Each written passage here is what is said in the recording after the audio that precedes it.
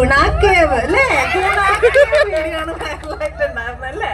Yes. ചേച്ചി ഒരുപാട് travel ചെയ്യുന്നതാണോ? ഓക്കെ. അപ്പം ട്രാവൽ ഇവിടുന്ന് എടുത്തായിരുന്നോ? ഞങ്ങളിപ്പോ നിൽക്കുന്നത് എവിടെയാണ് ഗായ്സ്?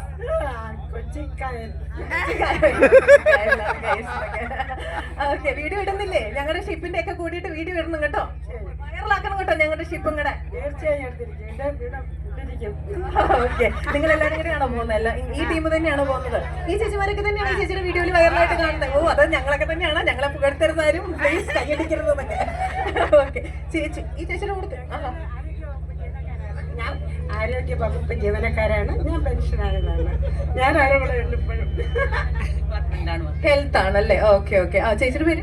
ഷീജ ബീഗം. ഷീജ ബീഗം. ഓക്കെ. സ്ഥലം? കോവളം. കോവളം. ഓക്കെ. അപ്പൊ നമുക്ക് ഇങ്ങനെ ഒരു 3 പേരെ നമുക്ക് പെയറായിട്ട് കിട്ടിയിട്ടുണ്ട്.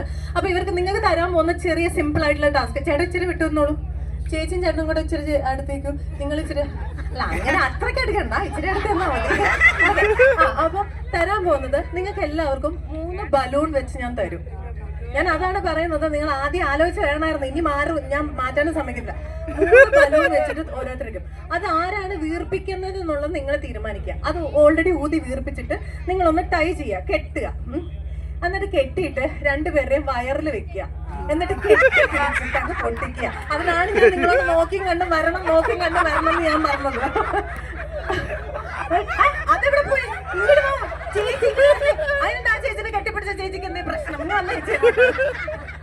വന്നേ. ഈ ചേച്ചി വീർപ്പിച്ചോളും. ചേച്ചി ജസ്റ്റ് ഒന്ന് ഇങ്ങനെ ടൈറ്റ് ചെയ്ത് കൊടുത്തത്. വാ ചേച്ചി ഇങ്ങോട്ട് വാ. 2 പേര് ആ ബാഗ് ഇവിടെ കൊടുത്തിട്ട് ചേച്ചി വാ.